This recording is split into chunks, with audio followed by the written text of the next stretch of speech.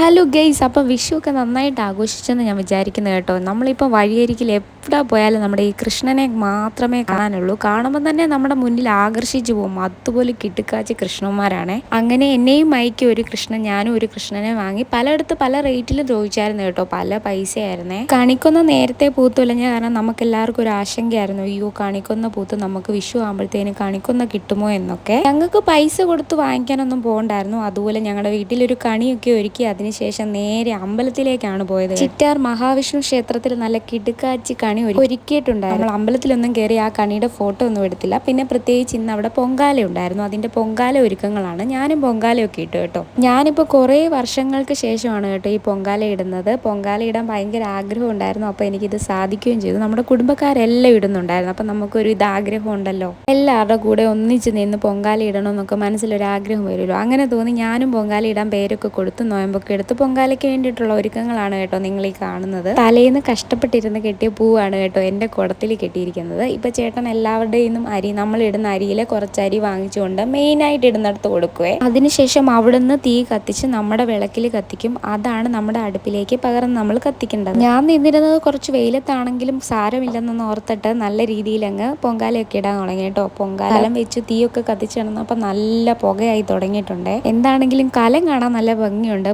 പൂവൊക്കെ വെച്ച് കെട്ടിയപ്പോൾ നല്ല കുറച്ചുകൂടെ ഭംഗിയായിട്ടുണ്ട്. എൻ്റെ കൂടെ നിൽക്കുന്നത് എൻ്റെ അച്ചമ്മയാണ് കേട്ടോ. അച്ചമ്മ എല്ലാം നല്ല രീതിയിൽ പറഞ്ഞു തരും, നമുക്കറിയാത്ത കാര്യങ്ങളൊക്കെ പറഞ്ഞു തരും കേട്ടോ. ഞാൻ കുറേ നാളായല്ലോ പൊങ്കാലയൊക്കെ ഇട്ടിട്ട്. അപ്പോൾ കലം നമ്മുടെ കിഴക്ക് വശത്തേക്ക് ചരിച്ച് വെക്കണം. കിഴക്ക് വശത്തേക്കാണ് നമ്മുടെ പൊങ്കാല ഒലിച്ചിറങ്ങേണ്ടത്. അതായത് ആ പതഞ്ഞ് പൊങ്ങി ഇറങ്ങത്തില്ല. അങ്ങനെ കുറേ നേരത്തെ പയറ്റാണ് നമ്മൾ അങ്ങോട്ട് തീ കയറ്റണം, ഇങ്ങോട്ട് തീ കയറ്റണം. എല്ലാവരുടെയും പുകഞ്ഞ് പുകഞ്ഞ് പുകഞ്ഞ് നമ്മൾ ലാസ്റ്റിൽ വെള്ളം തിളപ്പിച്ചെടുക്കണം. വെള്ളം തിളപ്പിച്ചതിന് ശേഷമാണ് നമ്മൾ കഴുകി വെച്ചേക്കുന്ന അരി ഇടേണ്ടത്. പൊങ്കാല ഇട്ടവർക്ക് പ്രത്യേകം അറിയാം, നമ്മുടെ സൈഡിൽ നിൽക്കുന്ന എല്ലാവരും നമ്മളോട് ഭയങ്കര കാര്യമായിട്ട് ഹെൽപ്പ് ചെയ്യാനും എന്തെങ്കിലും ഇല്ലെങ്കിൽ നമുക്ക് തരാനും ഒക്കെ ഭയങ്കര കാര്യത്തോടെ നിൽക്കും കേട്ടോ. ഈ വീഡിയോ ഒക്കെ എടുത്ത് തരുന്ന ഏട്ടനാണ് കേട്ടോ. ഏട്ടൻ ആ മെയിൻ പൊങ്കാല ഇടുന്ന സ്ഥലത്ത് അമ്പലത്തിന്റെ വകയായിട്ട് ഇടുമല്ലോ, അത് അവിടെ കാണിച്ചു തരുന്നുണ്ട് കേട്ടോ. അച്ചമ്മയുടെ ഫസ്റ്റ് തന്നെ തിളച്ച് തൂവിയായിരുന്നു കേട്ടോ. വേഗം വെള്ളം തിളയ്ക്കുകയും ചെയ്തു, അരി ഇട്ടു, വേഗം എല്ലാം വേഗമായിരുന്നു. അതിനുശേഷം എന്നെയാണ് കൂടുതൽ അച്ചമ്മ സഹായിച്ചു. പിന്നെ അടുത്തുള്ളവരെയും പോയി സഹായിച്ചു. അങ്ങനെ തീ കത്തിക്കെന്നൊക്കെ പറഞ്ഞ് ഞാൻ പറഞ്ഞിരുന്നല്ലോ, നമ്മുടെ കുടുംബക്കാരെല്ലാവരും ഉണ്ടായിരുന്നു പൊങ്കാല ഇടാൻ. അവരെല്ലാവരും ഇതിനകത്ത് ഉൾപ്പെടുത്തിയിട്ട് ഓരോരുത്തരുടെ ആയിട്ട് പേരെടുത്ത് പറയാൻ പറ്റത്തില്ല കേട്ടോ. അതുപോലെ ആൾക്കാരുണ്ട് നമ്മുടെ കുടുംബക്കാർ.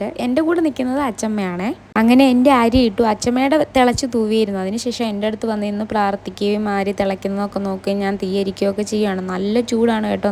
നിങ്ങൾ ഈ കാണുന്നത് പോലെ അല്ല. ഞാൻ ആറ്റുകാലി പൊങ്കാലയൊന്നും ഇട്ടിട്ടില്ല, കണ്ടിട്ടുണ്ട്. അപ്പോൾ അവരെന്തോരം അനുഭവിക്കുന്നുണ്ടായിരിക്കും. ഇത് ഞാൻ ഭയങ്കര ചൂടത്താണ് നിൽക്കുന്നത്. ചൂടും പുകയുടെ ഒക്കെ നിറഞ്ഞൊരു രക്ഷയില്ലായിരുന്നു ഗൈസ്. ഞാൻ ആലോചിക്കുമായിരുന്നു, ഈ നടിമാരൊക്കെ മേക്കപ്പ് ഒക്കെ ഇട്ട് വന്ന് പൊങ്കാല ഇടുമല്ലോ, അവരുടെ മേക്കപ്പ് ഒക്കെ എങ്ങനെ ലാസ്റ്റ് വരെ നിൽക്കുന്നുണ്ടെന്ന് ഞാനിങ്ങനെ ആലോചിക്കുമായിരുന്നു. നമ്മൾ വിചാരിക്കുന്ന വശത്തേക്കേ അല്ല നമ്മുടെ പുക വരുന്നത്. അതാണ് ഏറ്റവും വലിയ പ്രശ്നം. അങ്ങനെ അവസാന നിമിഷത്തിൽ എൻ്റെ ദേ പൊങ്കാലക്കല തിളച്ച് തൂവി. ഇപ്പം തൂവെന്ന് വിചാരിക്കും, പക്ഷെ തൂവിയില്ല. കുറച്ച് നേരെ സെക്കൻഡുകൾ എടുത്തിട്ടാണ് തൂവിയത്. നമ്മൾ തീ ശരിക്കും വെച്ച് കൊടുക്കണം, എന്നാൽ മാത്രമേ വേഗം തൂവത്തുള്ളേ. അതിനുശേഷമാണ് ഇനി ബാക്കിയുള്ള സാധനങ്ങളൊക്കെ ഇടേണ്ടത് കേട്ടോ. അതിനു മുന്നേ നമ്മൾ ഗണപതി ഒരുക്കൊക്കെ വെച്ചിരുന്നു. മെയിനായിട്ട് നമ്മുടെ പൊങ്കാലയിൽ ഇതിങ്ങനെ തിളച്ച് തൂവുക എന്നുള്ളതാണല്ലോ.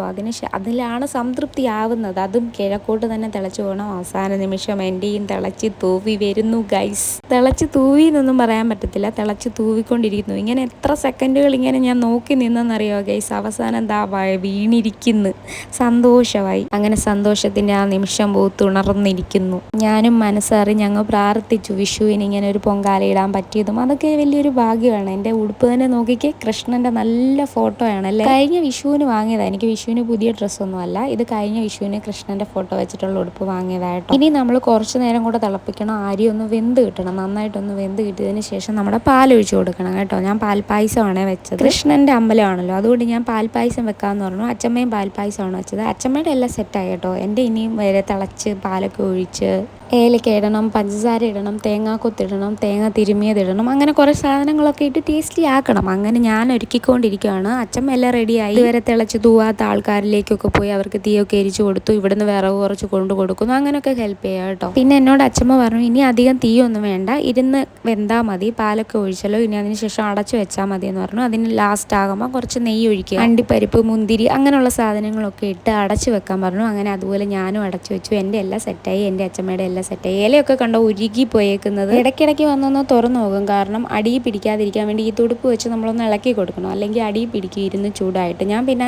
തീയെല്ലാം എടുത്ത് കളഞ്ഞിരുന്നു കേട്ടോ. ഇനിയിപ്പോൾ നമ്മൾ അതിൻ്റെ ചോട്ടി നിൽക്കണമെന്നില്ല, മാറി നിൽക്കാം. ഇനി അമ്പലത്തിൽ നിന്ന് വന്ന് പുണ്യാഹം തളിച്ചതിന് ശേഷം അവിടുത്തെ എല്ലാം നമുക്ക് എടുത്തുകൊണ്ട് പോയതിന് ശേഷം നമുക്ക് ഗണപതിയൊക്കെ ഒരുക്ക് വലിച്ച് ബാക്കി കാര്യങ്ങളൊക്കെ ചെയ്യാൻ പറ്റും കേട്ടോ. അതിനുവേണ്ടി ഇനി വെയിറ്റ് ചെയ്യാണ്. എല്ലാവരുടെയും തീരണമല്ലോ. ഇപ്പം നമ്മുടെ തീർന്നെന്ന് പറഞ്ഞാൽ എല്ലാവരുടെയും ഒരുപോലെ ആയി കാണത്തില്ല. ഇപ്പം ചിലരുടെ ഇപ്പോഴായിരിക്കും തളച്ചു തൂവി വരുന്നത്, അങ്ങനെയൊക്കെ കാര്യങ്ങളുണ്ട്. അതുകൊണ്ട് ഞാൻ ഈ ക്യാമറയായിട്ട് കുറച്ച് നേരമൊക്കെ നടക്കുകയും ചെയ്തു. നടക്കുന്ന വഴിയിൽ കുറച്ച് പരിചയക്കാരെ കണ്ടു, പരിചയമില്ലാത്ത ആൾക്കാരെ കണ്ടു. അങ്ങനെ അങ്ങനെ നോക്കി പോയി. എല്ലാവരും പൊങ്കാല എങ്ങനെയാണ് ഇടുന്നത്, എല്ലാവരും പാൽപ്പായസമാണോ ഇട്ടത്, അങ്ങനെ നോക്കി കുറേ നടന്നു. പിന്നെ കുറച്ച് തണുത്ത വെള്ളം കിട്ടുമോ എന്ന് ചെക്ക് ചെയ്തു. തണുത്ത വെള്ളം കിട്ടി, കുടിച്ചു. പിന്നെ നമ്മുടെ മെയിനായിട്ട് പാൽപ്പായസം വെച്ച് അവിടെ പോയി നോക്കി.